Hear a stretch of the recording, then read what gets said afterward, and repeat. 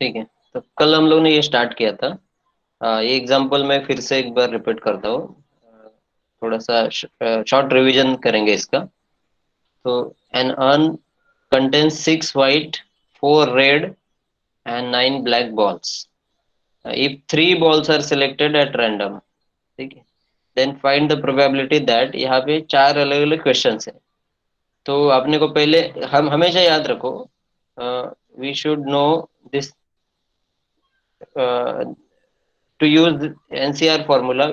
Total number is n and r is how many out of this n we have to select.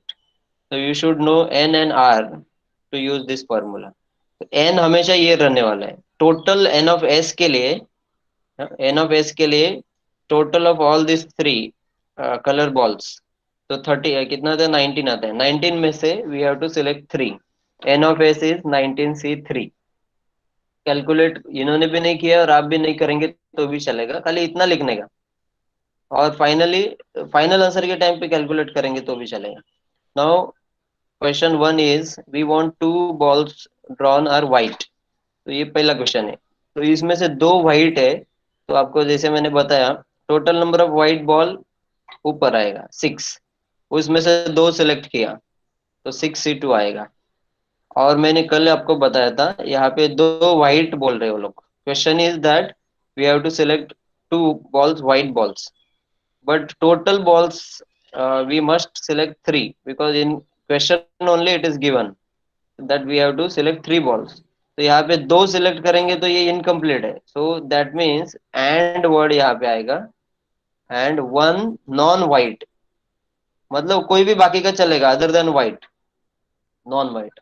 ये आपको मैंने कल बताया था। ये ऐसा अगर आपको करने को आया ना तो आगे का स्टेप समझेगा। ये लोग ने कोई भी क्वेश्चन में ऐसा नहीं लिखा है, लेकिन अगर मैं क्लास में सिखाता था ना तो मैं आपको ये अच्छे से बताता था। अभी अगर आपको नहीं समझ में आ रहा है तो पूछो। ये लोग ऐसा नहीं कर रहे, वो सीधा ऐसा लिख रहे। ये समझेगा तो ये भी आसानी से समझेगा कि ये क्यों लिया। तो एंड के लिए मैंने कल आपको बताया था, whenever we will use and word we have to multiply. And जब भी आएगा that time we will multiply, ठीक है। एंड और जब भी आएगा that time we will add. ये दो तीन चीज याद रखना है आपको।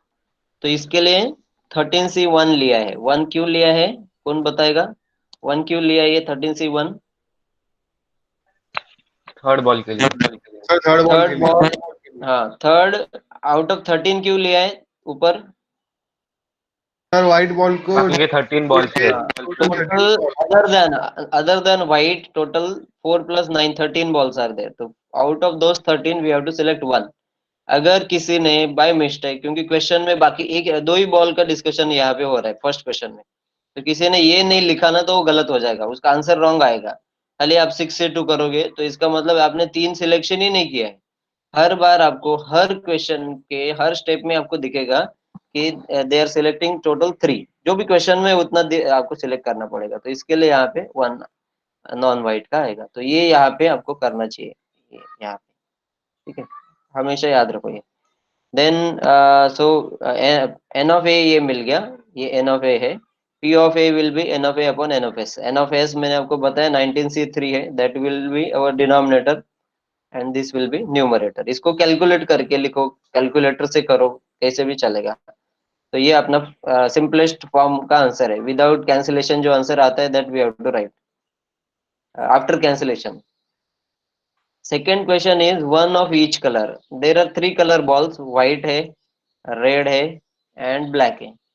तो तीनों का एक एक चाहिए। तीन तीन तीन ही सिलेक्ट करना है ना। तो 6 में से एक ये व्हाइट का है, राइट, ये रेड का है और ये ब्लैक का है।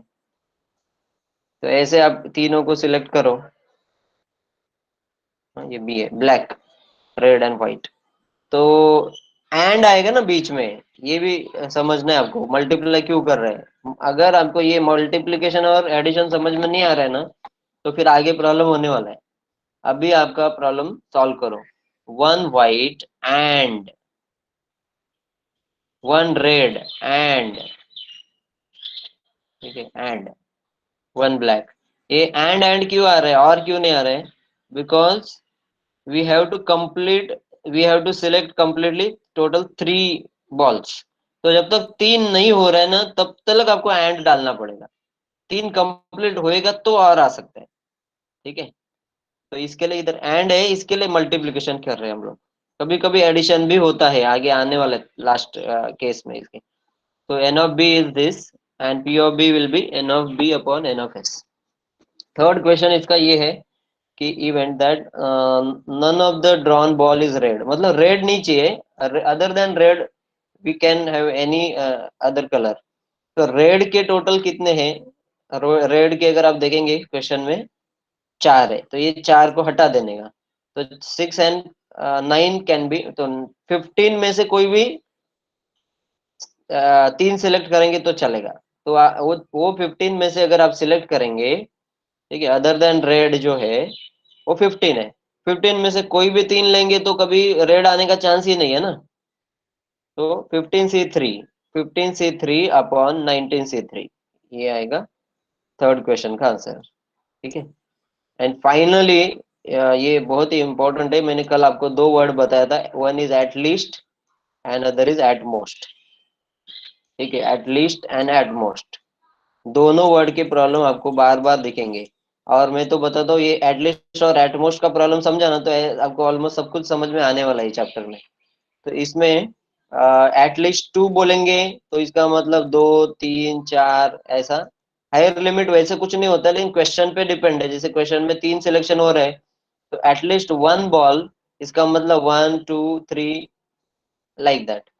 एंड एट मोस्ट 1 होता, तो इसका मतलब एक से कम होना चाहिए, 0 and 1, जीरो भी लेना पड़ता है ना, याद रखो। अगर ये, तो आपको हमेशा याद रहना चाहिए, जीरो से लेके नेगेटिव में कभी जाते नहीं हम लोग। ठीक है, ऐसा रहता है हमेशा ये। तो अभी वो लोग ने फर्स्ट क्वेश्चन में क्या लिखा है, we want at least one ball to be white. तो इसका मतलब ये पूरा कैलकुलेट करना है, तो उससे अच्छा है कि मैं इसको कैलकुलेट करूं और 1 में से माइनस करूं। कल मैंने आपको बताया था, प्रोबेबिलिटी, किसी भी चीज का प्रोबेबिलिटी और उसका जो कॉम्प्लीमेंट वर्ड आता है यहाँ पे, हम लोग बोलते हैं कॉम्प्लीमेंट। कॉम्प्लीमेंट मतलब क्या, उसका एग्जैक्ट अपोजिट। मतलब पास का एग्जैक्ट अपोजिट है फेल। तो पासिंग का चांस मैंने कल एग्जांपल दिया था, अगर 75% है तो फेलियर का चांस हो गया 25%। आप क्या करते हैं इसमें, वी सब्ट्रैक्ट फ्रॉम 100, लेकिन प्रोबेबिलिटी में मैक्सिमम तो 1 होता है, इसके लिए 1 से माइनस करेंगे तो कॉम्प्लीमेंट का प्रोबेबिलिटी मिलता है हमेशा। ठीक है, अगर डिफेक्टिव का प्रोबेबिलिटी 1/10 है, डिफेक्टिव 1/10 है, तो नॉन डिफेक्टिव 9/10 आएगा। आपको 1 में से माइनस करना पड़ेगा, प्रोबेबिलिटी में हमेशा 1 में से माइनस करना है। तो यहाँ पे इन्होंने जो मेथड यूज किया, ये भी मैंने कल आपको बताया था, और मैंने दूसरा एक मेथड आपको कल बताया था। अभी इतना डिटेल में नहीं बता रहा हूँ, ये जो है वही मैं बता रहा हूँ। 1 minus none of the 3 balls is white, that means 0 white. तो 0 व्हाइट का मतलब है व्हाइट, व्हाइट एक भी नहीं है। इसका मतलब अदर देन व्हाइट 3 लेना पड़ेगा अपने को। व्हाइट छोड़ के कितने हैं, 13 है, तो 13 में से कोई भी 3। अगर कल ये भी मैंने आपको बताया था कि व्हाइट का 0 लिखेंगे कोई, टोटल 6 व्हाइट है शायद, 6 में से 0 भी लिखेंगे, एंड के लिए मल्टीप्लीकेशन 13C3 लिखेंगे, तो इसमें भी आपका मिस्टेक नहीं है। जीरो सिलेक्शन का कभी भी जीरो आंसर नहीं आता है। हाँ, selection of zero is also one case, इसके लिए 1 आंसर आता है हमेशा। आपको याद रहेगा, बायनोमियल थ्योरम में हमेशा NC0 जो फर्स्ट टर्म रहता है, 5C0 या 3C0 किसी का भी, वो हमेशा 1 रहता है। बिकॉज जीरो को सिलेक्ट मतलब कुछ नहीं सिलेक्ट करना इज ऑल्सो सिलेक्टिंग समथिंग। थोड़ा सा समझना पड़ेगा आपको मैं क्या बोल रहा हूँ। सिलेक्शन कुछ करना नहीं, that is also one thing we can do, therefore it is always 1। तो इसके लिए 1 में से इसको माइनस करने का, और ये अपना आंसर। अभी आगे मैं प्रॉब्लम्स और डिटेल में बताऊंगा। ये प्रॉब्लम सबको समझ में आया? Yes. Yes. Yes sir. Okay, तो अभी हम लोग जाते हैं अपने अगले प्रॉब्लम पे। अभी आगे के प्रॉब्लम में ज्यादा में मतलब उन्होंने भी ज्यादा क्वेश्चन नहीं लिखे रहेंगे, तो जल्दी जल्दी हम लोग एक एक प्रॉब्लम्स करते हैं।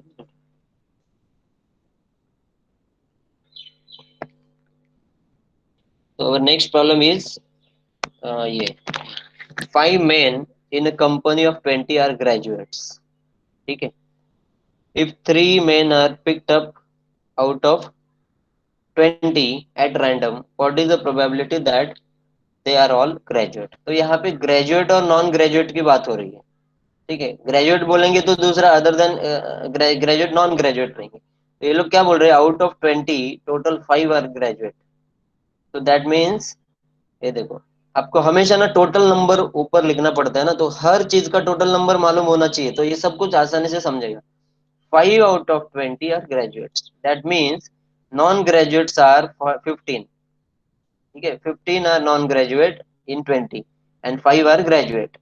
ये 5 है ग्रेजुएट एंड नॉन ग्रेजुएट है 15. ठीक है. अभी आगे क्वेश्चन क्या है देखें. तो एन ऑफ एस, हाँ, यहाँ पे कितने सिलेक्शन कर रहे हैं, 3 men are picked up. That means we have to select 3.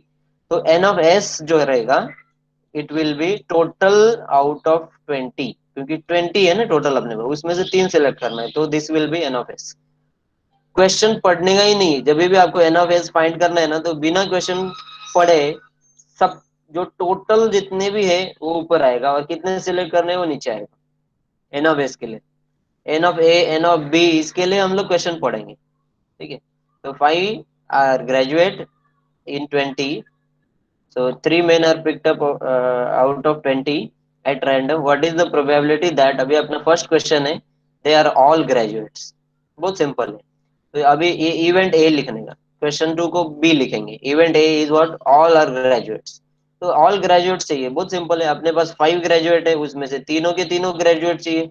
उन्होंने एटलीस्ट 1 एटलीस्ट 2 वगैरह लिखा होता तो अपने को नॉन ग्रेजुएट भी लेना पड़ता था. ठीक है. तो यहाँ पे एक मिनट है खाली. हॅलो, मी लेक्चर घेतो थोडं, एक अर्ध्या तासाने करतो तुम्हाला. ठीक है. तो 5 ऊपर आएगा, क्योंकि टोटल ग्रेजुएट्स 5 है and we have to select 3 out of this 5. तो N of S, N of A अपना रेडी हो गया. तो probability of A is N of A upon N of S. तो ये आएगा अपना आंसर 1/114. हमेशा याद रखो, बहुत सिंपल है. प्रोबेबिलिटी के प्रॉब्लम्स में ना, ये फॉर्मूला जो है ना वो कैलकुलेट करना है बस. स्टेप्स क्या रहेंगे ये फॉर्मूला देख के समझेगा.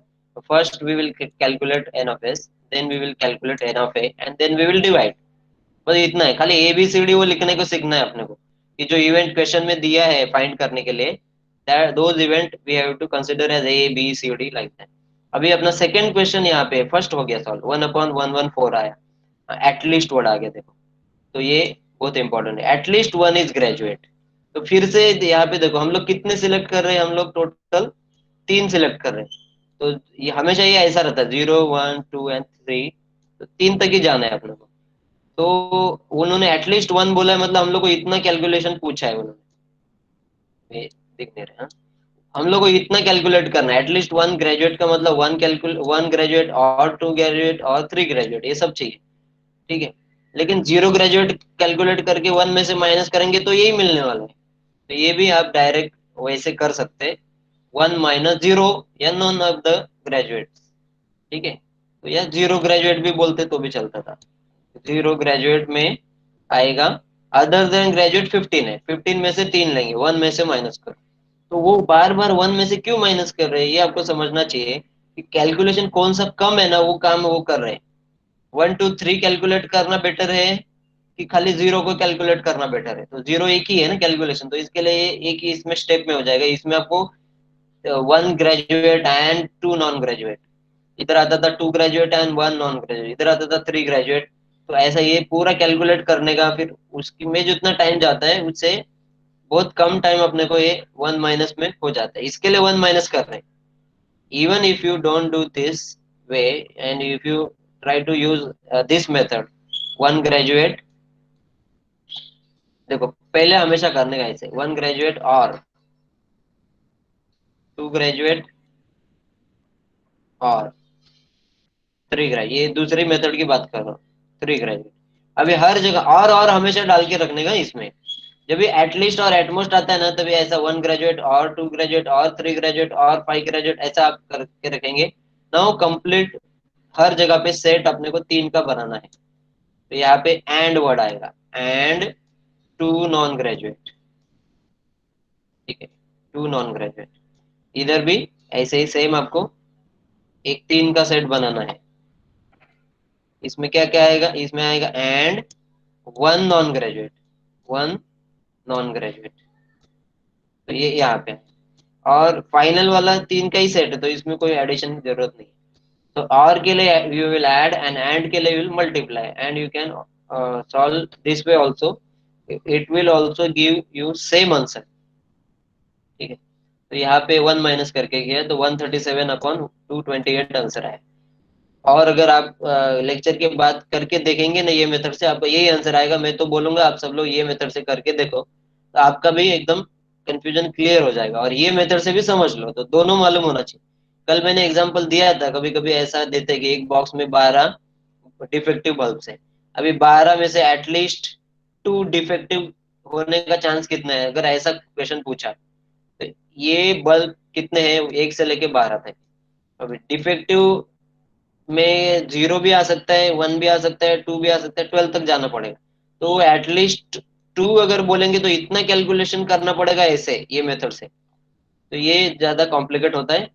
सो it is better that if we solve only this much, 0 और 1 का, और 1 में से उसको माइनस करेंगे तो जल्दी हो जाएगा। तो इसके लिए जिसका काम कम है वो हमेशा लेते हैं। ये प्रॉब्लम है, किसी को कुछ पूछना है तो बोलो, तो आगे जाता हूँ।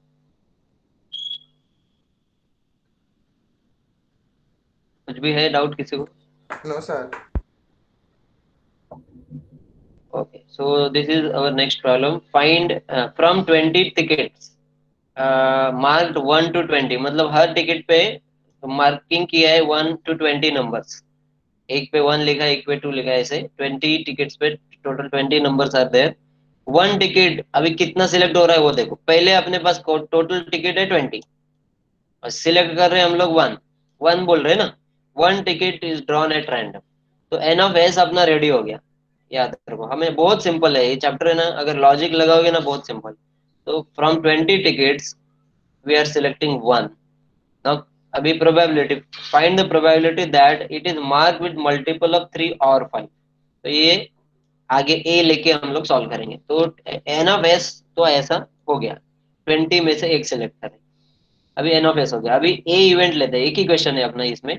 Event A is the ticket is mark with multiple of 3 और 5। 3 और 5 के मल्टीपल कौन कौन से है, 3 का टेबल लिखने का और 5 का टेबल लिखना है। तो 3 6 9 12 15 18, बस इतना आएगा। 21 जो है ना, वो 20 से आगे जाता है तो वो नहीं ले सकते हम लोग। एंड 5 के टेबल में क्या क्या आएगा, 5 आएगा, 10 आएगा, 15 we can not take because 15 is already taken here, तो कॉमन 2 बार नहीं करने का। तो इसके लिए मल्टीपल ऑफ 3 में, ये 20 टिकट्स में मतलब नंबर्स में कौन कौन से नंबर आएंगे, एक 3 का टेबल और एक 5 का टेबल। इसमें जो कॉमन है वो एक ही बार लिखने का। तो अभी ये इनको टोटल कैलकुलेट करो, these are total 9 numbers, N of A is 9। तो probability of A is N of A upon N of S, that is 9 upon 20। कोई डाउट है इसमें? सिंपल एग्जांपल है क्या? कोई डाउट किसी को? No, sir. No sir. No, अभी sir. दूसरा प्रॉब्लम जो है ना, वो प्रॉब्लम मैं पढ़ाऊंगा, उसके पहले ना एक फॉर्मूला मुझे बताना है। ये फॉर्मूला आपको सेट में, एक ऐसा फॉर्मूला था 9th स्टैंडर्ड में, शायद आपने सेट चैप्टर पढ़ा था, ठीक है। उधर खाली पी नहीं था, ये आपको याद है, A union B, A intersection B किसको बोलते हैं, ए बी। सपोज ये ए है, A and suppose this is B, ठीक है। So what is A intersection B? इसको बोलते हैं इंटरसेक्शन ना।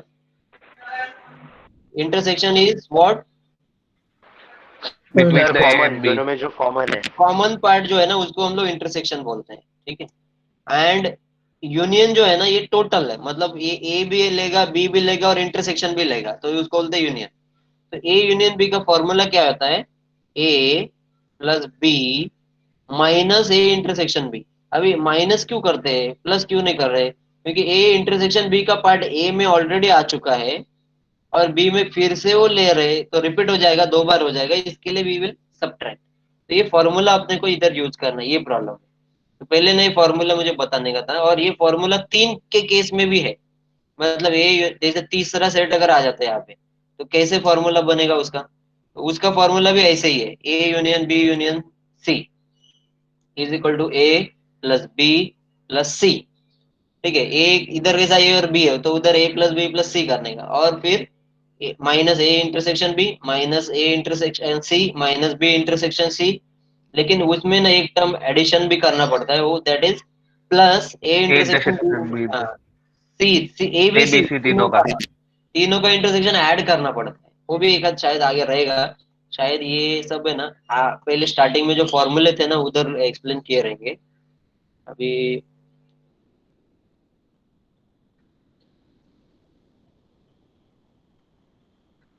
हाँ इधर यहाँ पे दिया है ये फॉर्मूला, ये दिया है, लेकिन तीनों को दिया है क्या?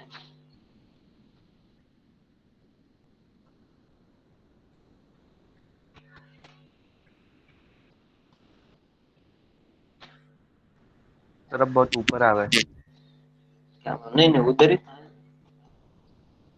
देखते हैं, अगर प्रॉब्लम आता है तो देखेंगे। ये ना बहुत टाइम लगता है, और कभी कभी स्किप हो जाता है, समझ में ही नहीं आता। नहीं है, इसमें नहीं लिखा है, लेकिन मैंने आपको बताया वो फॉर्मूला है। ये फॉर्मूला अगर याद है ना तो वो बहुत आसान है। हाँ, ये प्रॉब्लम अभी हम लोग को पढ़ना है। तो फॉर्मूला ए बी सी का क्या है? ए प्लस बी प्लस सी, तीनों को ऐड करने का, माइनस ए एंड बी का ए इंटरसेक्शन बी आएगा, माइनस ए इंटरसेक्शन सी आएगा, A intersection sorry B C आएगा, और एडिशन में तीनों का इंटरसेक्शन भी एक ऐड करना पड़ता है। तो ये फॉर्मूला जैसा ही है, खाली एक एडिशन का टर्म अलग आता है बस, वो सब्ट्रैक्शन का नहीं हो, एडिशन का। तो ये क्वेश्चन अभी पढ़ते हैं और एक एक करके समझते हैं। तो इधर ना एक बात समझो, जब भी क्वेश्चन में ना वो लोग प्रोबेबिलिटी देते हैं, ये आगे ये क्वेश्चंस में कभी प्रोबेबिलिटी नहीं दिया दिया था, हम लोग ने देखा ना, जो उसमें नंबर दिया था, टोटल नंबर इसे इतने हैं, उतने में से इतना सिलेक्ट किया। लेकिन जब ये क्वेश्चन हम लोग पढ़ रहे हैं ना, स्टार्टिंग में ही प्रोबेबिलिटी दिया है, देखो आप, the probability that student passes HSC examination is 2/3। इसका मतलब क्या है? प्रोबेबिलिटी दिया है। अगर पूरा पढ़ेंगे तो बार बार ये सब प्रोबेबिलिटी है, एक प्रोबेबिलिटी का आंसर है, एक दूसरे का है, तीसरे का, ऐसे 3 प्रोबेबिलिटी दिया है, और चौथा प्रोबेबिलिटी पूछा है।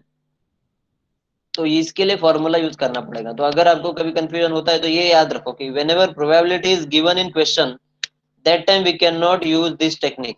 क्योंकि प्रोबेबिलिटी दिया है, टोटल नंबर दिया ही नहीं, कितने में से कितना सिलेक्ट करना है। तो अभी एक एक करके हम लोग नोट करते जाएंगे। क्या बोल रहे हैं? Probability that student passes HSC, that means 12th standard examination is 2/3। इसका मतलब 2/3 chances are there that he will pass 12th examination, HSC examination, and the probability that he passes HSC as well as IIT entrance, तो दोनों एक साथ पास करने का probability 14/45 है। ठीक है, तो अपने को इंटरसेक्शन एंड जब भी आता है ना, तो एक बात यहाँ पे समझना है, एंड इज ऑलवेज इंटरसेक्शन। इधर भी समझ में आता है ना, इसको एंड ही लेंगे ना हम लोग। एच भी है और आई भी है, H for HSC, I for IIT। तो HSC में भी आना चाहिए पास, और IIT में भी पास होना चाहिए, तो एंड आएगा ना वर्ड। तो जब भी एंड वर्ड आएगा, that time you should know that it is always intersection, and whenever or word will come, that time it is always union actually. ठीक है, और आएगा, HSC और IIT दोनों में से कोई भी एक पास होएगा, होने का चांस कितना है? अगर ऐसा पूछा होता तो ये भी चलता था, ये भी चलता था, और ये भी चलता, तीनों केस चलेगा हम लोग। लेकिन एंड बोलेंगे तो HSC एंड IIT वो दोनों का कॉमन पार्ट लेना पड़ेगा। तो probability the student passes HSC examination is this, IIT and HSC, मतलब ये इंटरसेक्शन पार्ट जो है, दैट इज 14/45। आगे क्या दिया है? The probability that he passes at least one examination is 4/5। अभी एटलीस्ट वन एग्जामिनेशन का मतलब क्या होएगा? दोनों डायग्राम में समझोगे ना तो समझेगा जल्दी, नहीं तो आपको इधर है ना एटलीस्ट का आपने पहले प्रॉब्लम जैसा नहीं कर सकते इसको। तो इन्होंने क्या बोला है, एटलीस्ट वन एग्जामिनेशन, इसका मतलब दिस और दिस और बोथ। थोड़ा सा ना लॉजिक लगाओ, एटलीस्ट कितने एग्जाम के बारे में बात चल रही है, दो एग्जाम के बारे में चल रही है, एक है एचएससी और दूसरा है आईआईटी। एटलीस्ट वन एग्जाम मतलब या तो ये या दोनों के दोनों पास होएगा तो भी चलेगा। इसका मतलब ये at least one is actually union. इसके लिए मैंने यहाँ पे यूनियन लिखा है, probability of H union I is equal to 4/5। ये 4/5 है। तो अगर आपको क्वेश्चन में गिवन क्या है वो नहीं समझ में आया तो आप आगे ना बढ़ ही नहीं सकते। क्वेश्चन में अपने को एचएससी का प्रोबेबिलिटी दिया है, वो ये है 2/3। क्वेश्चन में आपको एचएससी एंड आईआईटी दोनों एग्जाम पास होने का प्रोबेबिलिटी दिया है, दैट इज 14, ये है। And third thing is given is probability of HSC और आईआईटी एटलीस्ट वन, मतलब यही लेना पड़ेगा, लॉजिक लगाना पड़ेगा, ऐसे समझ में नहीं आएगा। 4/5 ये तीन चीज गिवन है, ठीक है। ये इन्होंने भी वही लिखा है। इन्होंने ए बी सी लिया है, मैंने एच और आई लिया है। एच और आई उल्टा आसान लगता है क्योंकि एचएससी को एच लेंगे, आईआईटी को आई, तो ये इन्होंने ए लिया है। एचएससी का ए, इसका 2/3 है। अभी आईआईटी का चांस दिया नहीं है कि आईआईटी, खाली आईआईटी चांस पास होने का कितना चांस है वो नहीं दिया है, वो तो पूछा है उन्होंने। अगर आप क्वेश्चन पढ़ेंगे तो that is ask what is the probability that he will pass the IIT entrance examination. तो ये क्वेश्चन है अपना, ये फाइंड करना है। अभी आगे क्या दिया था उधर, ए ही पासेस एटलीस्ट वन एग्जामिनेशन, ए और बी और बोथ, दैट मीन्स यूनियन, ये है 4/5।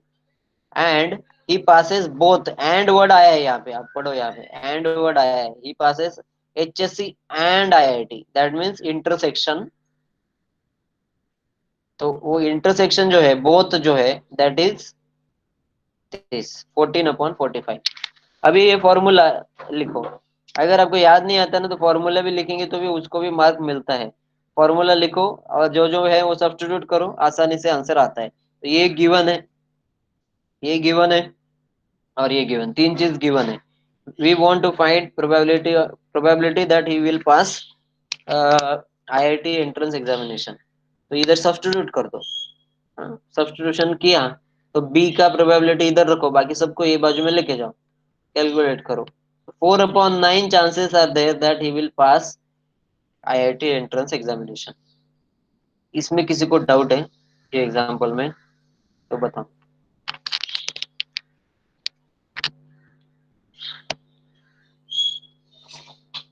है डाउट किसी को? No sir. ओके, आगे। हाँ अभी नहीं, ये बहुत इंपॉर्टेंट प्रॉब्लम है, स्टैंडर्ड प्रॉब्लम है। एक्चुअली मैं अगर क्लास में पढ़ाता था ना तो ये मैं इसके जगह पे जो इसके पहले वाला जो प्रॉब्लम है, जो लास्ट लेक्चर में मैंने इतना टाइम समझाया था, ये नहीं, ये ये प्रॉब्लम मैंने सबसे ज्यादा टाइम देके समझाया है क्योंकि ये बेस है, ये समझा तो सब कुछ समझ में आता है। लेकिन अगर मैं कॉलेज में पढ़ाता था आपको, हाँ, तो ब्लैक बोर्ड पे मैं आपको ना ये प्रॉब्लम नहीं बताता था जितना टाइम, ये कार्ड्स का प्रॉब्लम बताता था। जनरली मैं कार्ड्स के प्रॉब्लम एक्सप्लेन करता हूँ, उसमें सब कुछ ले लेता हूँ। तो यहाँ पे कार्ड्स का प्रॉब्लम है। Two cards are drawn at random from well shuffled pack of 52 playing cards. Find the probability that two cards drawn form pair of king and queen of the same suit. पहले ना हम लोग को ये solve करने से पहले आपको ये मालूम होना चाहिए कि एक कार्ड के बारे में जो मिनिमम इंफॉर्मेशन है वो खेलने का कैसे वो नहीं मालूम हुआ तो भी चलेगा। सिलेक्शन करना है तो टोटल कितने हैं, कौन से कलर के कौन से होते हैं, इसको क्या बोलते हैं वो मालूम होना चाहिए। तो टोटली देयर आर 52 कार्ड्स, ठीक है। 52 कार्ड में से टोटल टाइप कितने हैं, चार टाइप है। ये बहुत सारे लोगों को मालूम रहेगा, एक दो लोगों को शायद नहीं मालूम रहेगा, उनके लिए मैं बता रहा हूँ। 13 ऑफ ईच टाइप है, तो 13 कार्ड्स होते हैं। ये ना नंबर बहुत इंपॉर्टेंट है, इसके लिए इतना बता रहा हूँ मैं आपको।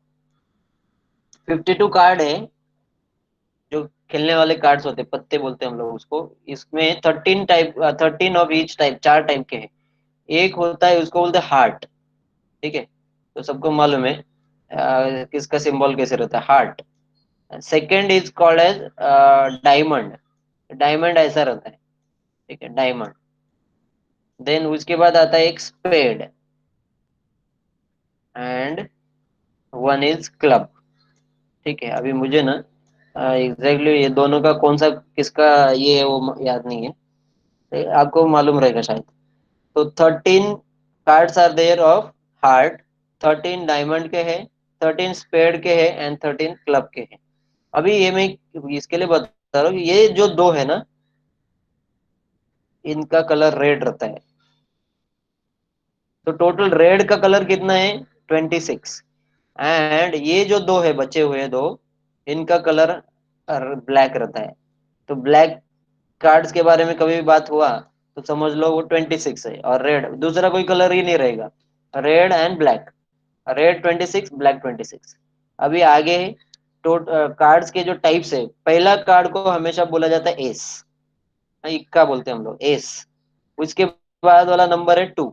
नंबर चालू हो जाते हैं अभी आगे, 2 3 4 5, ऐसे 10 तक नंबर लिखे रहेंगे कार्ड पे। आफ्टर 10 उसके बाद नंबर नहीं लिखे रहते, उसके बाद आता है 12 के बाद जैक बोलते हैं उसको, जैक। ठीक है, जे लिखा रहता है उसके ऊपर। उसके बाद आती है क्वीन, और उसके बाद आता है किंग। तो टोटल ये 13 हो गए थे, आप देख सकते हैं 1 2 3, एस को 1 अगर पकड़ेंगे तो ये 10। उसके बाद ये जैक क्वीन यानी किंग। तो ऐसे टोटल 13 कार्ड्स है हर टाइप के। तो इसमें से ये जो तीन टाइप है ना, इसको बोला एक वर्ड है, उसको बोलते हैं फेस कार्ड। फेस मतलब जिसके ऊपर फेस है कोई ना कोई। तो फेस कार्ड का टोटल नंबर कितना होएगा? अभी आपको मैं पूछूंगा, उसका आप आंसर दोगे। मुझे बताओ टोटल फेस कार्ड कितने हैं टोटल 52 में? 12 होएगा। हाँ, ये 3 है। तो हर इसमें 3 3 3 बोलेंगे तो total 12 cards will be face card. Total S कितने हैं बोलो, S. Total four. Total king कितने हैं? फोर टोटल क्वीन कितने हैं? फोर 4, टोटल डायमंड कितने हैं? 13 13, डायमंड। Total red cards. 13। 26, 26 हाँ, तो ये नंबर्स का लिए टोटल अपने को ना ऊपर नंबर लिखना पड़ता है। तो 26 में से इतना, ये इसके लिए नंबर मालूम होना चाहिए, नंबर इसके लिए चाहिए। अभी कभी कभी ना, जैसे मैंने आपको बताया था व्हाइट एंड नॉन व्हाइट। तो अगर हार्ड कार्ड 13 है, that means non hard card. वैसे वर्ड ऐसा कुछ नॉन हार्ड वर्ड ऐसा कुछ है ही नहीं, लेकिन आपको समझने के लिए अगर वो लोग बोलेंगे no heart card is selected, no heart card, that means other than heart card we have to select. तो अदर देन हार्ट कितने रहेंगे फिर? हाँ, तो टेबल टेबल 39, याद है तो बहुत आसान है। 39 13, 52 में से 13 निकालना है। So 39 card will be non heart, ऐसा। तो ये अगर समझ में आता है then we can understand this problem. It is very simple problem. Question क्या है? 2 cards are drawn at random from well shuffled pack of 52 cards, total 52 है। इसमें ना ये जोकर का कार्ड जो रहता है ना वो कंसिडर नहीं होता, याद रखो। इसको नंबर में भी नहीं लेते और वैसा क्वेश्चन भी नहीं आएगा। ठीक है, 52 cards. Find the probability that 2 cards drawn, मतलब टोटल कार्ड एन ऑफ एस के लिए अपने को चाहिए 2 out of 52। N of S हो गया अपना। 2 cards are drawn, those 2 card should be pair of king and queen of same suit. इसका मतलब कोई भी चलेगा, लेकिन वही टाइप का होना चाहिए। मतलब अपने पास किंग क्वीन अगर बोलेंगे तो वैसे तो 4 किंग है और 4 क्वीन है, लेकिन ये किंग और ये क्वीन भी नहीं चाहिए। ऐसा उल्टा सीधा कॉम्बिनेशन नहीं चाहिए। ठीक है, यहाँ पे the event that 2 cards drawn from pair of king and queen of same suit, it will be 4 ways. 4 ways क्यों? क्योंकि एक हार्ट का सेट है जिसमें दोनों साथ में आ सकते हैं। देखो वैसे टोटल कार्ड सिलेक्ट करने हैं 8, क्योंकि किंग भी लेना है और क्वीन भी लेना है। लेकिन ये दोनों के दोनों हार्ट के, ये एक चांस हो गया। दोनों के दोनों डायमंड के, ये दूसरा चांस हो गया। दोनों के दोनों स्पेड के, ये तीसरा चांस हो गया। और दोनों के दोनों क्लब के, ये चौथा चांस हो गया। तो दैट मीन्स टोटल 4 वेज। इन्होंने आउट ऑफ नहीं लिया है। अभी आउट ऑफ जैसे इसको 52 में से 2 लिया है, ऐसा इधर नहीं लिया है। क्योंकि वैसे बोलेंगे तो किंग एंड क्वीन टोटल कितने हैं अपने पास? टोटल किंग एंड क्वीन कितने, 8 है। 8. 8 में से 2 अगर लेंगे तो क्या गलत होएगा, वो कोई बता सकता है मुझे? If we take 8c2 instead of 4, what will be our mistake? Sir अलग अलग दूसरे सूट के भी मिल हाँ, जाएंगे मतलब किंग और कॉम्बिनेशन. क्वीन तो मिलेगा, लेकिन वो सेम का नहीं, इधर क्वेश्चन में सेम वर्ड आया है ना, तो वो सेम की वजह से यहाँ पे आपका मिस्टेक हो सकता है। ऑफ सेम सूट, इसका मतलब सेम टाइप का ही होना चाहिए। तो 8c2 में आपको अगर क्वेश्चन ऐसा आता था कि 2 cards are drawn from pair and it should be king और किंग एंड क्वीन, और सेम सूट नहीं लिखा होता, तो हम लोग यही लेते थे, फिर किंग और क्वीन बोलते। लेकिन सेम सूट, इसके लिए ये आपको ऐसा करना पड़ रहा है, और इसमें कोई ऐसा टेक्निक से नहीं कर सकते, या फिर आपको सेट बना के 4 में से एक सेट सिलेक्ट करना है, तो 4c1 हो सकता है, ऐसे भी कर सकते हैं। ठीक, तो N of A is 4 and n of S is 52c2। तो अभी इसको डिवाइड कर दो, ये अपना आंसर आया। इसमें किसी को कोई डाउट है?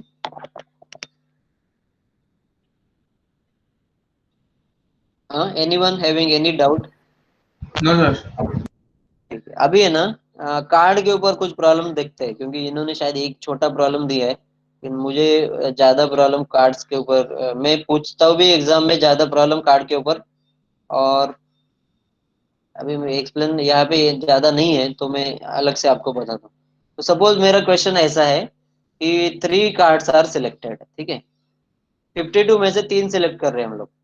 अभी पहला क्वेश्चन कि बोथ आर, सॉरी बोथ नहीं, ऑल आर, बोथ नहीं बोल सकते हम लोग क्योंकि 3 card, all are red. Second question है मेरा, ऑल स्पेड, ठीक है। थर्ड क्वेश्चन है मेरा, मैं अलग अलग क्वेश्चन आपको बता रहा हूँ, जो पहले प्रॉब्लम में हम लोग ने एटलीस्ट, एटमोस्ट, एग्जैक्टली वो सब देख रहे थे, वैसा है। एग्जैक्टली, एग्जैक्टली वर्ड भी आता है, exactly one, suppose it is heart, exactly 1 heart. ये मेरे 4 क्वेश्चन है जिसको मैं सॉल्व करना चाहता हूँ, और एक है एटलीस्ट है एटमोस्ट। तो at least one, at least one, suppose it is diamond card, ठीक है। मुझे ये 4 प्रोबेबिलिटी फाइंड करने हैं, ये मैं इसके लिए ले रहा हूँ ताकि आपका भी अच्छा रिवीजन हो जाए। खाली आपको मुझे ये बताना है, एन ऑफ एस के लिए क्या आएगा, बोलो। एन ऑफ एस के लिए क्या आएगा? 52C3। Very good. Out of 52 we have to select 3, तो 52c3 आएगा। हम लोग कैलकुलेशन नहीं कर रहे, खाली समझने के लिए ले रहे। पहला क्वेश्चन को ए लेते हैं, ठीक है। तो एन ऑफ ए कितना आएगा? N of A all should be red, तो कितना आएगा बोलो? 26C3। इसमें रेड कार्ड्स अपने पास 26 है and we have to select 3, तो 26 3 आएगा, ठीक है। तो अभी प्रोबेबिलिटी तो इन दोनों का डिवीजन करना पड़ेगा, लेकिन ये मुझे बताना था, वो मैंने यहाँ पे बता रहा हूँ। Second is all are spade, कितना आएगा? हाँ, 13 13C3। 13c3, because spade cards are 13 and we have to select 3। यहाँ पे ऐसे भी पूछा जा सकता है, ऑल की जगह पे नो हार्ड कार्ड, नो बोलेंगे। सपोज मैंने एक और यहाँ पे लिया, no heart, no heart card, तो इसका नंबर कैसे सिलेक्ट करेंगे फिर? बताओ, इधर ही लिख देता हूँ। 39C3। Very good, 39C3. Very good. No heart है, तो 39 heart cards are 13, other than heart are 39, 39 में से 3 सिलेक्ट करना है। तो कभी कभी ये नो वर्ड आता है। हाँ, अभी लास्ट के 2 अच्छे से समझेंगे। तो एग्जैक्टली 1 हार्ट बोला है, इसका क्या आएगा बताओ? चलो, exactly 1 heart, 1 heart, 13C1. 13c1 is incomplete answer. into अपने को क्वेश्चन into में, 39C2. वेरी गुड, क्वेश्चन में 13 what they C1 have into asked, 39 C2. in our question what they have asked is we have to select 3 cards.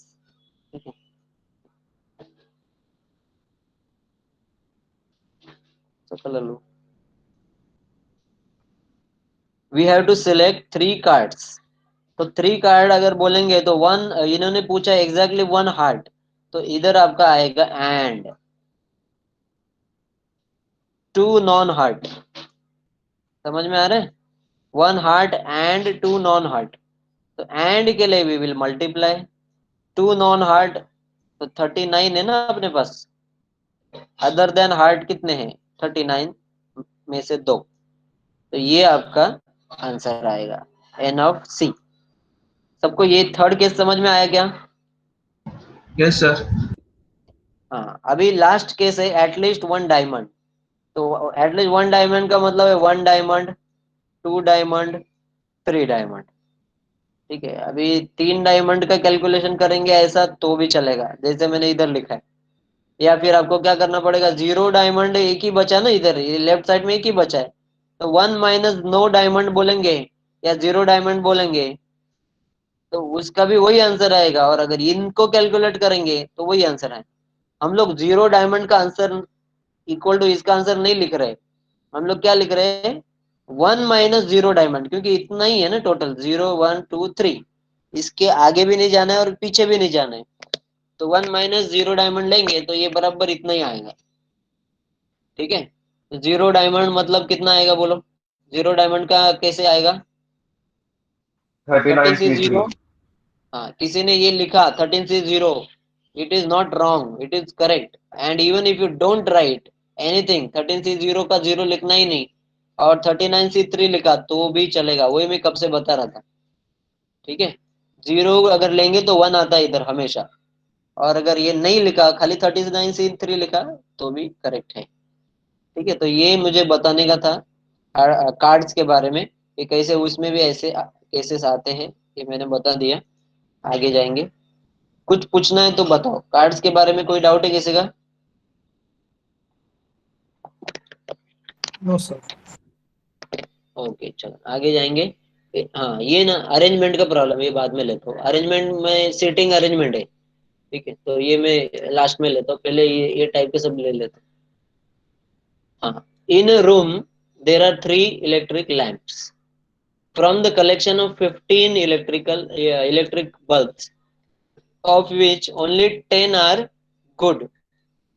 मतलब 15 में से 10 अच्छे हैं, तो 5 डिफेक्टिव है, वो चालू नहीं है। ठीक है, बल्ब अपने पास 15 का बॉक्स है, उसमें 10 अच्छे हैं और 5 डिफेक्टिव है। तो एक बात यहाँ पे समझना है कि डिफेक्टिव नॉन डिफेक्टिव वो बल्ब के ऊपर थोड़ी लिखा रहेगा, वो सिलेक्शन तो रैंडम होएगा, कौन सा भी हाथ में आ सकता है। ठीक है, तो 3 आर सिलेक्टेड, इधर भी 3 का ही सिलेक्शन हो रहा है, 3 आर सिलेक्टेड। तो कोई तो मुझे बताओ एन ऑफ एस कैसे कितना आएगा? N of S 15 C3. 15 total bulb है, including defective and non defective, we have total 15 bulb. 15 C3 आएगा, 3 सिलेक्ट करना, एन ऑफ एस हो गया, ये एन ऑफ एस हो गया। आगे पढ़ते, find the probability that room is lighted bye at least 1 lamp. पर कभी कभी ना ये एटलीस्ट 1 लैम्प भी नहीं लिखते, ये लाइट का प्रॉब्लम थोड़ा सा ऐसा है। अगर उन्होंने क्वेश्चन ऐसा पूछा कि if 3 bulbs are selected by, एक कोई एग्जांपल है कि a person is selecting 3 bulbs randomly and putting it into sockets, then what is the probability that room is lighted? तो room is lighted, इधर उन्होंने वर्ड कंप्लीट किया है bye at least 1 electric bulb. लेकिन एक बात समझना है कि room is will be lighted even 1 non defective bulb is selected. 1 non defective मतलब चलने वाला, अच्छा वाला एक भी अगर, अच्छा वाला एक भी बल्ब अगर लेते हैं, या 2 लेंगे या 3 लेंगे, तो हर केस में रूम में लाइट तो आने वाला है ना, हर केस में रूम में लाइट आने वाला है। इन्होंने, मैं क्या बताना चाहता हूँ, ऐसे भी क्वेश्चन पूछा जा सकता है जिसमें एटलीस्ट 1 बल्ब लिखा ही नहीं है। वो आपका समझना है कि अगर वो लोग बोलेंगे find the probability that room is lighted, तो रूम में लाइट कभी आएगा, जब भी एक डिफेक्टिव या दो सॉरी एक नॉन डिफेक्टिव, 2 नॉन डिफेक्टिव, या तीनों के तीनों नॉन डिफेक्टिव है। तो इन्होंने एटलीस्ट 1 नॉन डिफेक्टिव का भी मतलब यही है। ठीक है, तो अभी आगे यहाँ पे क्या किया है, 1 में से 0, वही वही किया है उन्होंने, क्योंकि अपने अपने सिलेक्शन में 3 है, 3 का कैलकुलेशन करना है कि 0 का 1 का ही करना है, वो आपके ऊपर है। 1 माइनस 0, 0 डिफेक्टिव, 0 डिफेक्टिव मतलब तीनों के तीनों, सॉरी सॉरी, नॉट, हाँ, 0, तीनों के तीनों डिफेक्टिव का कितना चांस है वो एक्चुअली लिखा नहीं उन्होंने, ये अपने को करना है। 1 माइनस, अपने को एटलीस्ट 1 गुड बल्ब चाहिए, तो 0, at least 1 out of 3 is good, तो अपने को टोटल डिफेक्टिव कितने हैं, 5 है, राइट। 5 में से वी हैव टू सिलेक्ट 3, क्योंकि ये इसका मतलब है कि no good bulb is selected. 5C3, 1 minus 5C3 upon, ये करो तो ये आंसर है। अगर किसी को ना ये समझ में नहीं आता है 1 माइनस क्यों किया है, तो आप लोग ऐसे कर सकते हैं, 1 defective and 1 non defective and 2 defective, हर बार आप एंड डाल के ना उसको कंप्लीट करो, फिर इधर आएगा और 2 नॉन डिफेक्टिव एंड 1 डिफेक्टिव, ठीक है, 1 डिफेक्टिव, और इधर फिर से एक और आया, तीनों के तीनों नॉन डिफेक्टिव, और इसको अपने अलग वाले मेथड से सॉल्व करो। ये मेथड ये लोग बार बार यूज कर रहे हैं क्योंकि ये जल्दी हो जाता है। आगे बढ़ेंगे। फोटोग्राफी का एक प्रॉब्लम मैंने बाकी रखा है, बाकी के मैं सारे कर रहा हूँ। From 4 men and 2 men 3 persons are chosen at random. अपने पास टोटल 6 लोग हैं, उसमें से 4 are men and 2 are women, ठीक है, ऐसे 6 लोग हैं। We want to select 3 out of this 6 at random to form a committee, एक कमिटी बनाना है, उसमें से कोई भी 3 को लेना है। Find the probability that committee consist of at least 1 person of either sex, ठीक है। तो मतलब क्या है कि आ, अभी अच्छे से समझ में आना पड़ेगा। पहले हम लोग एन ऑफ एस लेते हैं, वो आसान है। टोटल नंबर ऑफ पर्सन कितने हैं, 6 है ना, तो N of S will be 6C3, n of S will be 6C3। तो अभी एक उनका कहना क्या है कि इन द कमिटी, 3 जन का कमिटी है, तो ऐसे भी हो सकता है कि ऑल आर मेन और ऑल आर वीमेन। तो ये इसमें उन्होंने बोला कि एटलीस्ट 1, मतलब अगर 2 मेन है तो 1 वीमेन होना चाहिए, हाँ। तो इसका मतलब दोनों गर्ल एंड बॉय दोनों सेक्स के एक एक एटलीस्ट होने चाहिए, ठीक है। एक एक आएगा तो दूसरा 2 आएगा, अपने पास ये 2 ही ऑप्शन है। देखो इधर, at least 1 person of either sex, that means 2 men 1 woman, और 1 man एंड 2 women, ठीक है। ये ना अच्छे से समझो, देखो इधर क्या बता रहे हो लोग, एटलीस्ट वर्ड आया है, लेकिन इसका आंसर ये ऐसे आ रहा है क्योंकि 2, देखो 2, 2 men एंड 1 man, या आप 1 man से भी चालू कर सकते थे, 1 man 2 man, ठीक है, ये दोनों ले सकते हैं। 3 मैन लेंगे, 3 मैन अगर लेंगे तो प्रॉब्लम क्या है कि फिर दोनों सेक्स के चाहिए, तो इसमें फीमेल नहीं आएगी, तो वो गलत हो जाएगा। तो ये इसके लिए कंप्लीट करने के लिए 2 मैन होना चाहिए, और इसके लिए 1 वुमन होना चाहिए, ठीक है, और इनके बीच में एंड आएगा। तो ये एंड आया है, तो एंड के लिए मल्टीप्लाई किया है, और के लिए ऐड किया है। देखो आप अभी इसमें एकदम सब क्लियर दिख रहा है, एंड के लिए मल्टीप्लाई, और के लिए एडिशन, इधर भी एंड के लिए मल्टीप्लाई। और अपने पास टोटल 4 में से इधर 2 सिलेक्ट करना है, और वुमन टोटल 2 में से 1 सिलेक्ट करनी है, इधर उल्टा करना है।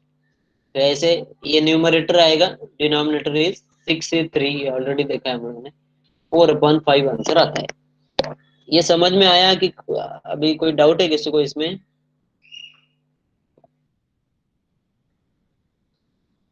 समझा? No sir. यस, हाँ सर।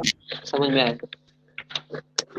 ये थोड़ा सा ट्रिकी था, ये एटलीस्ट 1 लिखा है, लेकिन फिर भी आपको ऐसे भी समझ में आ सकता है, 1 मैन, 2 मैन, 3 मैन लेंगे, एटलीस्ट का वो एटलीस्ट में 3 भी आएगा, लेकिन एटलीस्ट 1 ऑफ ईच सेक्स बोला है, तो 3 मैन बोलेंगे तो इधर वुमन का चांस ही नहीं है ना, तो गलत हो जाएगा। इसके लिए ये 2 ही लेंगे, ये 2 का कंप्लीट कर दो तो ये आ जाएगा। ठीक है, हाँ हाँ, ये देखो, ये भी आपको सेट चैप्टर जो 9th स्टैंडर्ड में था ना, उसमें ये था, अगर आपको याद रहेगा। इसको ना डी मॉर्गन्स लॉ बोलते हैं, डी मॉर्गन्स लॉ। अगर आपको याद नहीं आ रहा है या था नहीं था, अगर ऐसा है तो देखो, एक ऐसा एक फॉर्मूला है कि A complement intersection B complement. Complement मैंने आपको ऑलरेडी बताया क्या है।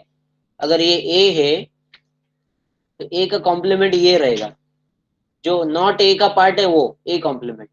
A complement and B complement का intersection will be A union B का कॉम्प्लीमेंट। अभी ये ना फॉर्मूला जैसा समझो, अब लॉजिक लगाते मत बैठो, कर सकते हो वैसे भी, डायग्राम बना के भी आप इसको प्रूव कर सकते हैं। A complement intersection B complement is equal to, मैं आपको ना एक और आसान टेक्निक बता रहा हूँ, क्योंकि ये फॉर्मूला ये यहाँ पे यूज किया है फॉर्मूला, इसके लिए बता रहा हूँ। एक और आसान टेक्निक आपको बताता हूँ। इसका जो ये कॉम्प्लीमेंट है ना, वो अगर कॉमन लेने का रहेगा ना, तो इसका साइन है ना उल्टा कर देने का।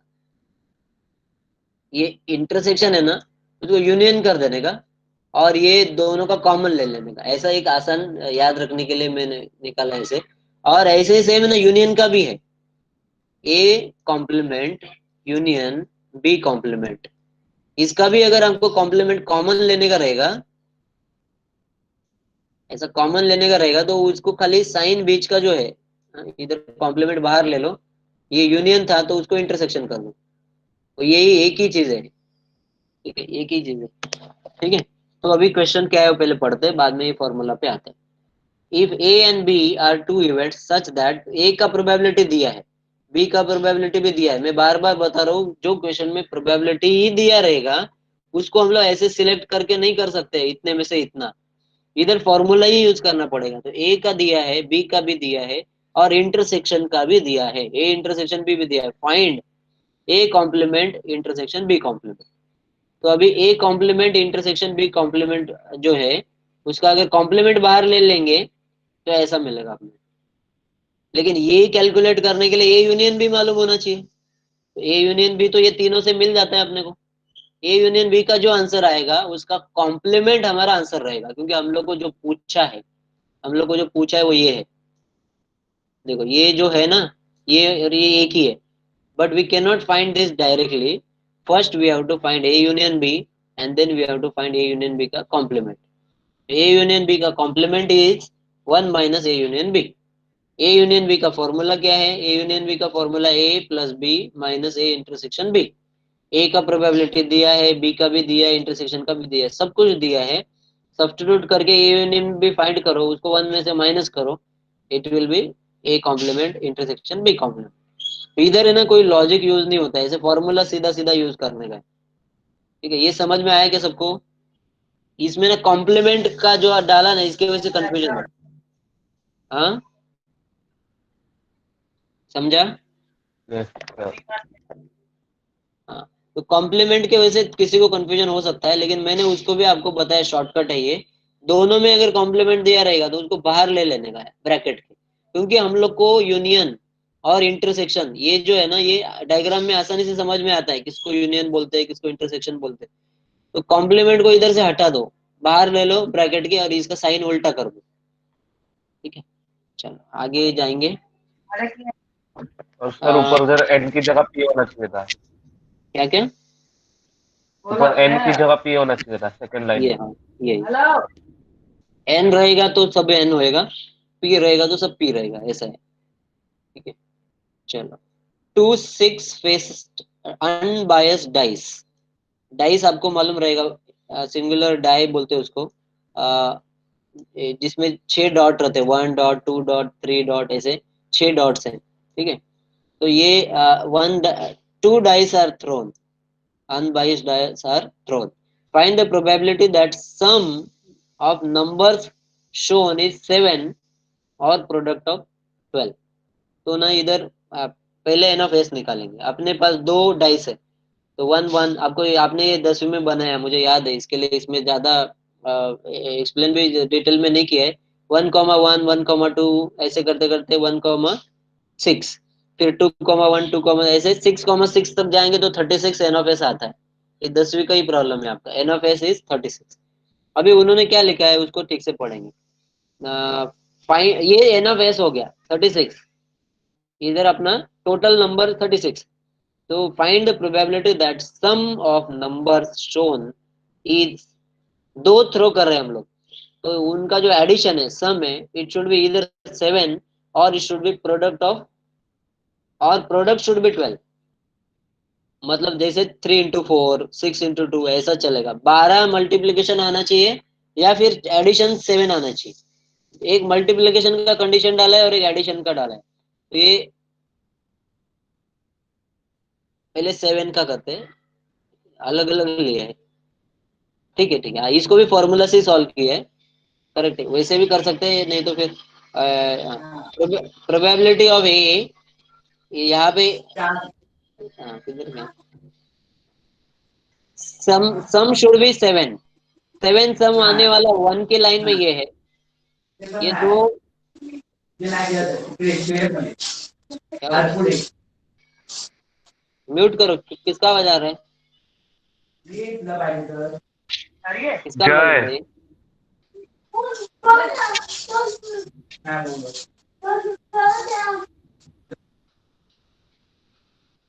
क्या पढ़ रहे हो समझ में नहीं। ठीक है, तो 7 सम आने वाला फर्स्ट लाइन में ये है, सेकेंड लाइन में 7 सम आने वाला ये है, थर्ड लाइन में 7 सम आने वाला ये है, फोर्थ लाइन में, हाँ ये फोर्थ लाइन में ये है 4 and 3, फिफ्थ लाइन में 7 सम आने वाला ये इधर लिखा है, सब लिखा है उन्होंने, ये उल्टा। फर्स्ट लाइन में एक ही आएगा, ये 6 लाइन का है, तो आपको फर्स्ट लाइन सेकंड लाइन ऐसा करना है तो भी चलेगा, या उन्होंने जैसा लिखा है डायरेक्ट ऐसे जैसे समझ में आता है। तो इसको सपोज ए लेते हैं 7 का, तो पी ऑफ ए इज 6/36। अभी दूसरा इवेंट लिया है उन्होंने, प्रोडक्ट इज 12, प्रोडक्ट 12 वाला ये है। ठीक है, 3 4 4 3 2 6 एंड 6 2, ये 12 का दो फैक्टर से जो ये 6 के नीचे है। तो अभी n of B will be 4, तो N of B, P of B मिल गया 4/36, पी ऑफ ए मिल गया 6/36। अभी आपने को क्वेश्चन में क्या पूछा है, एंड लिखा, देखो यहाँ पे क्या लिखा है, and find the probability that sum of product, और लिखा है सम ऑफ प्रोडक्ट इज इधर 7 और प्रोडक्ट इज 12। अगर किसी ने ना ये दोनों को साथ में लिया होता, इसको और इसको, तो भी चलता था, ये वाला और ये वाला को मिक्स कर दो, खाली कॉमन वाला नहीं लिखने का, या ये करने वो भी चलता था। तो अभी इन्होंने क्या लिखा है, the sum number should be इधर 7 एंड इंटरसेक्शन फाइंड किया है, तो वो दो है, ऐसे दो है। ठीक है, तो 2/36 आएगा प्रोबेबिलिटी। 36 तो एन ऑफ एस फिक्स है, डाइस के प्रॉब्लम में दो डाइस रहेगा तो 36 नीचे आता है। अभी क्वेश्चन इज 7 का सम है, और के लिए एडिशन, प्रोडक्ट 12, तो या फिर हाँ, तो ये और मतलब यहाँ पे यूनियन आएगा, 7 का भी है और 12 का भी है, और तो this is probability of A plus probability of B minus probability of A intersection B, this is 2/9। मैं तो बोलूंगा इसको आप सीधा भी करते ना तो भी चलता था, ये फॉर्मूला यूज करने का जरूरत नहीं है, क्योंकि आपको मालूम है 7 के सम वाले और प्रोडक्ट 12 आने वाले कौन कौन से हैं। ठीक है, वो डायरेक्ट ए में लेके डायरेक्ट भी कर सकते थे। कितने बचे हैं, एक प्रॉब्लम है, ठीक, one more problem is there.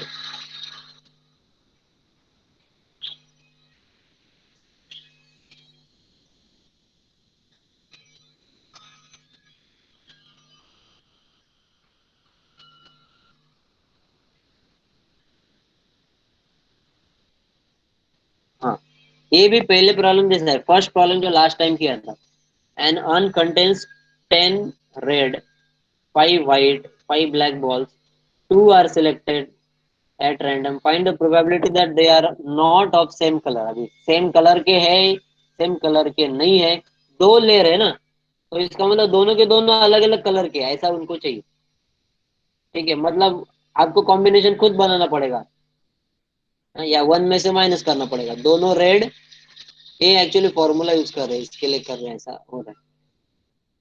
Both are of same colour का उन्होंने फाइंड किया, ये यहाँ पे बोथ आर रेड का इतना है, बोथ आर व्हाइट का इतना है, बोथ आर ब्लैक का इतना है, और उसको वन में से माइनस किया। तो बोथ आर सेम कलर का माइनस करेंगे वन में से, तो अपने आप नॉट का आ जाएगा। या फिर आप ऐसा एक एक करके कर सकते हैं, one white and one red plus, क्योंकि और आएगा ना बीच में, one white and one black. तो एंड एक सेट ये हो गया, एक सेट हो गया, व्हाइट में दो हो गए, व्हाइट का कंप्लीट हो गया। One red and one white already हो चुका है, तो वो नहीं लेंगे, तो वन ब्लैक का एक बचा है बस, वन ब्लैक। ठीक है, और कुछ बचा है क्या? रेड में दो हो गया, देखो व्हाइट के दो हो नो गए, सर। रेड के दो हो गए, और ब्लैक के भी दो हो गए, हो गए। तो ये आप है ना, ये तीनों को कैलकुलेट करके ऐड करेंगे तो भी आपका वही आंसर आएगा।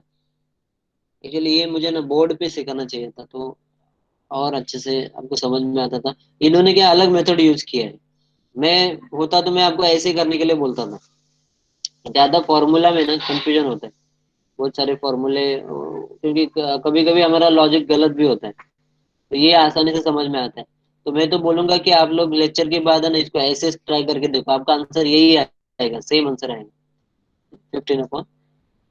तो अभी हाँ, लास्ट एक प्रॉब्लम है, और एक इसका बाकी है अपना अरेंजमेंट का, वो मैं आपको एक बताऊंगा।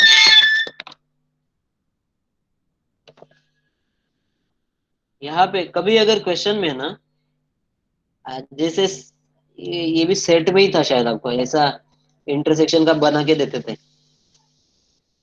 तो इसको प्रोबेबिलिटी में सेम मेथड से हम लोग सॉल्व करें। In college hostel there are 75 total students, out of which 15 student like to drink tea. Tea के 15 है। ठीक है, एक्चुअली डायग्राम ऐसा बनाना चाहिए, लेकिन उन्होंने ना वो इंटरसेक्शन नहीं बनाया, क्योंकि आगे समझ में आएगा आपको क्यों ऐसा बनाया है।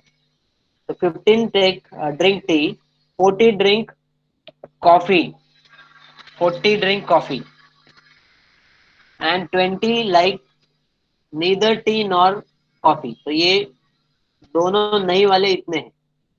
ठीक है, two students from this hostel come to canteen. ये हॉस्टल के कोई भी कैंटीन में दो स्टूडेंट आ रहे हैं, find the probability that both will order same drink. ठीक है, तो सेम ड्रिंक एक्चुअली हाँ ऐसे ही होना चाहिए, सेम ड्रिंक कभी ये करेंगे। देखो पहले ना ये डायग्राम ही उनका मुझे प्रॉब्लम लग रहा है। सर बराबर है, क्योंकि टोटल 75 हो रहा है। इधर हो रहा है 75, हाँ बराबर, 20 इधर, तो हाँ हाँ हाँ बराबर बराबर।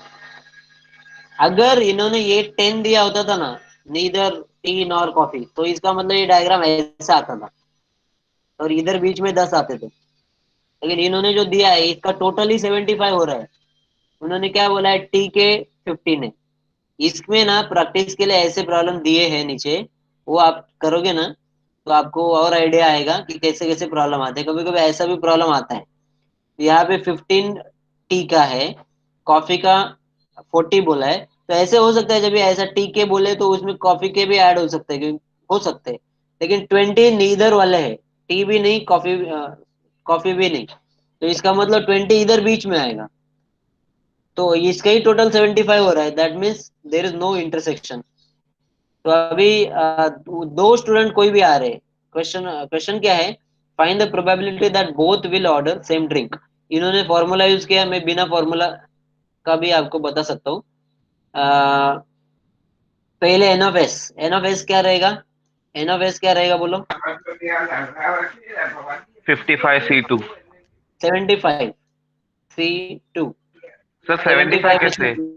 दो, सर एन ऑफ 75 एस कैसे? टोटल, अरे लेकिन सर अभी 20 तो कुछ टोटली पीते ही नहीं लेना ना। पड़ेगा, लेकिन हॉस्टल वो कैंटीन में नहीं जा सकते क्या? लेकिन ड्रिंक के कैंटीन बारे में में है नहीं ना जा तो। सकते हो।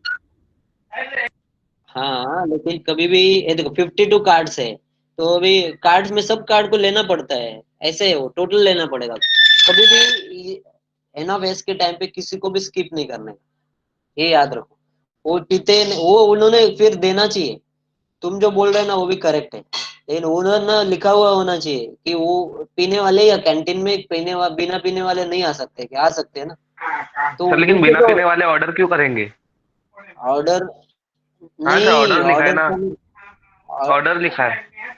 हाँ तो एन ऑफ ए में कंसिडर होएगा रे, एन ऑफ एस में तो पूरा ही आएगा,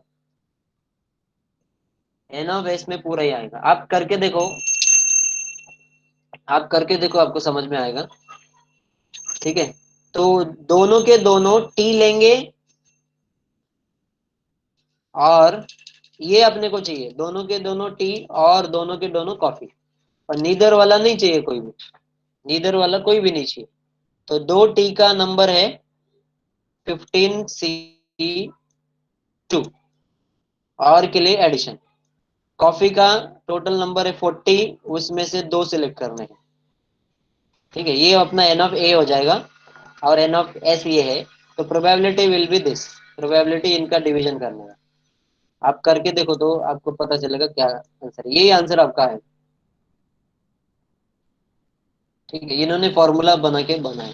अभी ना इसमें ना एक और चीज है, ये प्रैक्टिस प्रॉब्लम है, आप इसको ट्राई कर सकते हैं, आंसर भी नीचे दिया है, ठीक है? बहुत सारे इसमें वैरायटी के प्रॉब्लम होते हैं एक्चुअली। तो अभी ना हाँ एक आगे एक ये है जो ना आपको शायद आगे कभी यूज होएगा, डिग्री में आप सुनोगे इसके बारे में, लेकिन ये ना सिलेबस में नहीं है, इसके लिए मैंने इसको सब कट किया है, ये सब मैंने कट करके रखा है। ये आपके सिलेबस में ये टॉपिक निकाला है, ये थोड़ा सा कंफ्यूजिंग है, लेकिन खाली मैं एक आइडिया देना चाहता हूँ आपको कि इसका मतलब क्या है। इधर ना इसको बोलते कंडीशनल प्रोबेबिलिटी, ये मैं सिखा नहीं रहा हूँ, खाली वो क्या है वो बता रहा हूँ। कंडीशनल प्रोबेबिलिटी में ना ऐसा डिवीजन दिखता है, डिवीजन नहीं है ये, इसका मतलब ये है कि find probability of B when A has already been happened. मतलब एग्जांपल के लिए मैं बताता हूँ, अपने पास 52 कार्ड्स हैं, ठीक है? 52 में से मैंने एक एक करके दो कार्ड सिलेक्ट कर रहा हूँ। देखो मैं दो कार्ड सिलेक्ट करूंगा तो ऐसे बोलूंगा, लेकिन अगर 52 में से मैंने एक एक करके दो कार्ड सिलेक्ट किए, और मैंने क्वेश्चन पूछा कि सेकंड कार्ड जो मैंने सिलेक्ट किया है वो हार्ट होने का कितना चांस है, तो इस टाइम पे ना पहला क्या कार्ड गया है वो बहुत मैटर करता है। सबको समझ में आ रहा है? मैं 52 में से कोई भी दो कार्ड सिलेक्ट करूंगा तो मैं ऐसा करूंगा, ये अभी तक पढ़ रहे थे वैसा है। लेकिन अगर 52 में से मैंने पहले एक कार्ड सिलेक्ट किया और फिर मैंने और एक कार्ड सिलेक्ट किया, तो अभी इधर एक तो नंबर चेंज हो गया। 52 में से मैं एक एक करके दो ले रहा हूँ, तो 52 में से एक आया और एक 51 में से एक आया। अगर वो लोग बोलेंगे कि हार्ट कार्ड होने का कितना चांस है, तो वो मैटर करेगा ये पहला कार्ड हार्ट का है कि नहीं। अगर पहला वाला हार्ट का है तो ये 13 में से एक और कम हो जाएगा, 12 में से लेना पड़ेगा। अगर पहला वाला हार्ट नहीं है तो 13 में से लेना पड़ेगा। इसको एक वर्ड है प्रोबेबिलिटी में, इसको बोलते हैं कंडीशनल प्रोबेबिलिटी। कंडीशनल प्रोबेबिलिटी का मतलब ये है कि एक इवेंट, इसका प्रोबेबिलिटी आपको बी का चाहिए और ये ऑलरेडी हो गया है, मतलब मेरा एक कार्ड ऑलरेडी मैंने ले लिया है, अभी मैं सेकंड कार्ड ले रहा हूँ। समझ में आ रहा है आपको? तो उस टाइम पे कैसे, अगर किसी को इंटरेस्ट है तो वो ये पढ़ सकते हैं, इधर भी सॉल्व प्रॉब्लम्स है। कंडीशनल प्रोबेबिलिटी के भी कुछ फॉर्मूले हैं यहाँ पे वो किए हैं। ये जब भी डिवीजन दिखेगा वो सब कंडीशन प्रोबेबिलिटी के प्रॉब्लम्स है। और इसका मतलब मैंने ऑलरेडी आपको बताया, find the probability of A when B event has already happened. तो ये आपके सिलेबस में नहीं है, इसके लिए मैं ये नहीं पढ़ा रहा हूँ, लेकिन आपको पढ़ना रहेगा तो नोट्स में ये भी है। अभी एक लास्ट प्रॉब्लम यहाँ पे अरेंजमेंट का था, वो मैं एक बता देता हूँ आपको।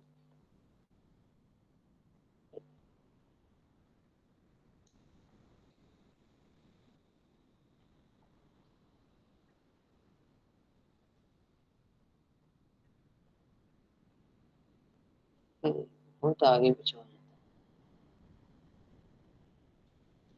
है। हाँ ये ठीक है, देखो इधर। एक प्रॉब्लम है 8 बॉयज एंड, मैंने आपको कल बताया था अरेंजमेंट के लिए भी यूज पी एंड सिलेक्शन के लिए भी यूज सी, और हर जगह आपने देखा रहेगा सी देख रहे हैं हम लोग। तो मैक्सिमम प्रॉब्लम एग्जाम में भी सी के आते हैं, लेकिन अरेंजमेंट में ना दो टाइप के प्रॉब्लम है, इधर एक ही दिया है, मैं चाहे तो अगले लेक्चर में और एक प्रॉब्लम आपको बताऊंगा।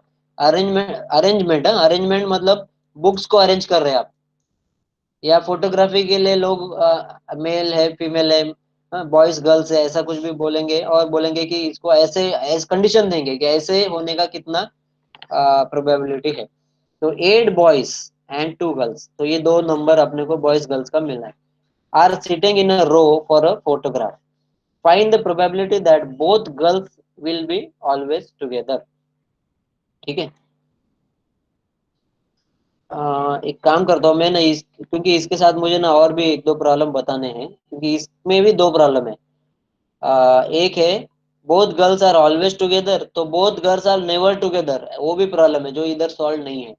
तो वो मैं दोनों केस, और एक बुक्स का, बुक्स में ये मराठी बुक्स इतने हैं, हिंदी के इतने, इंग्लिश के इतने, इसको शेल्फ में अरेंज करना है, तो मराठी के साथ में ही होने चाहिए, ये इसके साथ में कभी नहीं होना चाहिए, ऐसे सब अलग अलग क्वेश्चंस हैं। तो मुझे लगता है उसको मैं अगले लेक्चर में बताता हूँ, क्योंकि ये टॉपिक अलग है तो उसका रिकॉर्डिंग भी अलग होएगा और समझने के लिए भी आसान होएगा। एक मिनट।